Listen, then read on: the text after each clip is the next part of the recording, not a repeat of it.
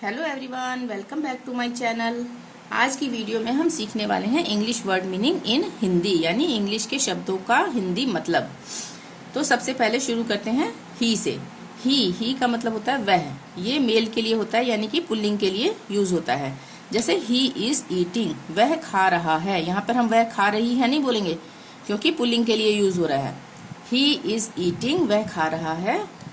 He is a boy, वह एक लड़का है। ठीक है, तो यहाँ पे समझ में आ गया कि पुल्लिंग के लिए ही का यूज होगा। शी का मतलब भी वह होता है, यह फीमेल के लिए यूज होता है, यानी स्त्रीलिंग के लिए। जैसे शी इज रीडिंग, वह पढ़ रही है।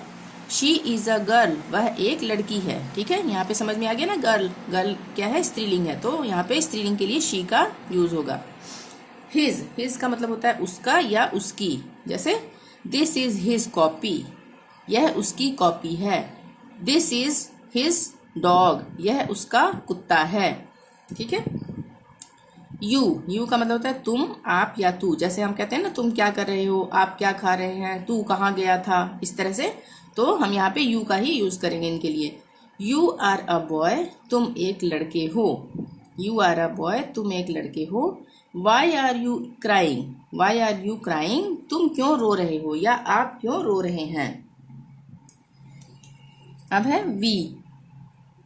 वी का मतलब हम या हमारा। वी आर एट स्कूल, हम स्कूल में हैं। वी आर एट स्कूल, हम स्कूल में हैं। वी हैव अ डॉग, हमारे पास एक कुत्ता है। हमारा का यूज हो गया ना, हमारे पास एक कुत्ता है। We have a dog. Our का मतलब होता है हमारा। दिस इज आवर स्कूल, यह हमारा स्कूल है। या दैट इज आवर हाउस, वह हमारा घर है। ठीक है, दैट इज आवर हाउस अगर हम बोलेंगे तो उसका क्या मतलब हुआ, वह हमारा घर है। अब है दीज का मतलब होता है ये या ये सब, यानी बहुत सारी चीजों के लिए या बहुत सारे लोगों के लिए। दीज आर आवर बुक्स, ये हमारी किताबें हैं।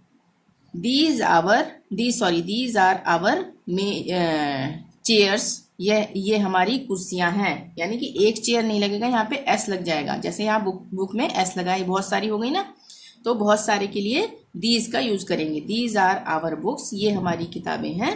दीज आर आवर चेयर्स, ये हमारी कुर्सियां हैं। दोज का मतलब वो या वो सब। यहाँ पर भी बहुत सारे लोगों या बहुत सारी चीजों के लिए यूज होगा दोज का। जैसे दोज आर बुक्स, वो लड़के हैं, यानी कि बहुत सारे हो गए ना वो सब, वो लड़के हैं। Those boys are playing, those boys are playing, वो लड़के खेल रहे हैं। यहाँ पर भी एस लग गया ना, तो यानी बहुत सारे के लिए यूज होगा दोज का, वो या वो सब। अब है देयर, THEIR, देयर का मतलब होता है उनका। यहाँ पे हम सेंटेंस बनाएंगे, दिस इज देयर डॉग, यह उनका कुत्ता है। दिस इज देयर डॉग, यह उनका कुत्ता है। दिस इज देयर रूम, यह उनका कमरा है। दिस इज देयर रूम, यह उनका कमरा है। ठीक है, इसी तरह से हम इट्स से बना के देखते हैं। एक होता है इट और यहाँ पे है इट्स का मतलब होता है इसका, इसके या इसकी। इट्स कलर इज ब्लू, यानी इसका रंग नीला है। इसका रंग नीला है। ठीक है, its colour is blue.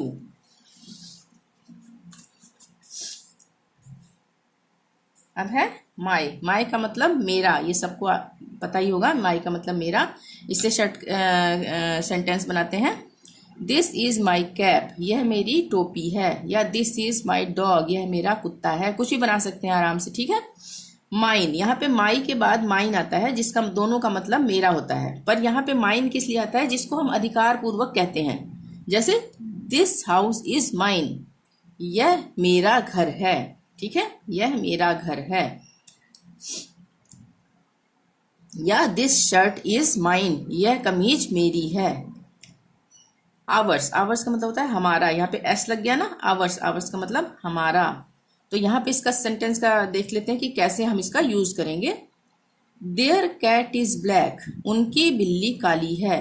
And और आवर्स इज वाइट, हमारी वाइट है, यानी सफेद है।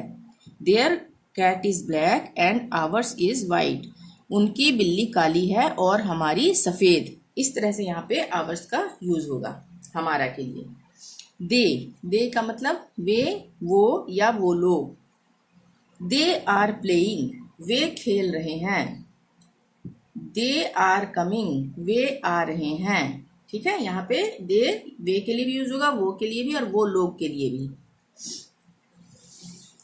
व्हाट का मतलब सबको पता है क्या होता है। व्हाट से हम क्या सेंटेंस बना सकते हैं। What is your name, what is your father's name, what are you doing, तुम क्या कर रहे हो। ठीक है, व्हाट आर यू डूइंग होता है ना, तुम क्या कर रहे हो। और अब यहाँ पे मैंने सेंटेंस जो बनाया है वो जो के लिए बनाया है, यानी व्हाट का मतलब जो भी आता है। Tell me what you like, मुझे बताओ तुम क्या पसंद करते हो। यहाँ पे व्हाट का मतलब सॉरी जो आ गया यहाँ पे, जो तुम पसंद करते हो। Tell me what you like, मुझे बताओ जो तुम पसंद करते हो। इस तरह से जो का सेंटेंस बनेगा। वाई का मतलब क्यों। Why are you so sad, तुम इतने उदास क्यों हो। Why are you so sad, तुम इतने उदास क्यों हो। ठीक है, या वाई आर यू क्राइंग, तुम क्यों रो रहे हो। यहाँ पे भी हम इसका सेंटेंस बना सकते हैं। हु का मतलब होता है कौन या जो, दोनों होता है हु का मतलब। ठीक है, सेंटेंस पे डिपेंड करता है। अब who are you simple word है, इसका मतलब क्या हुआ, हु आर यू, तुम कौन हो। ठीक है, अब जो से हम कैसे सेंटेंस बनाएंगे। यहाँ पर who was the one who came yesterday, वह कौन था जो कल आया था। ठीक है, हु वॉज द वन, वह कौन था जो कल आया था। Who came yesterday. अब है हाउ का मतलब सबको ही पता होगा। हाउ से क्या सेंटेंस बना सकते हैं हम। हाउ का मतलब होता है कैसे, यानी कि आप कैसे हैं। हाउ आर यू, ठीक है, बहुत इजी है। हाउ ओल्ड आर यू, आपकी उम्र कितनी है। अब हम चलते हैं व्हेन की तरफ। व्हेन का मतलब होता है कब और जब, दोनों होता है। ठीक है, यहाँ पे हम एक ही सेंटेंस से समझ लेते हैं। व्हेन डिड यू कम, आप कब आए, यानी या तुम कब आए। ठीक है, व्हेन डिड यू कम, आप कब आए। तो अगर हमने बोलना होगा कि जब तुम सो रहे थे तब मैं आया, मैं तभी आया। ठीक है, तब हम बोलेंगे क्या, आई केम व्हेन यू स्लेप्ट, मैं आया जब तुम सोए थे। ठीक है, आई केम व्हेन यू स्लेप्ट, मैं आया जब तुम सोए थे। वेयर का मतलब होता है कहाँ और जहाँ, दोनों।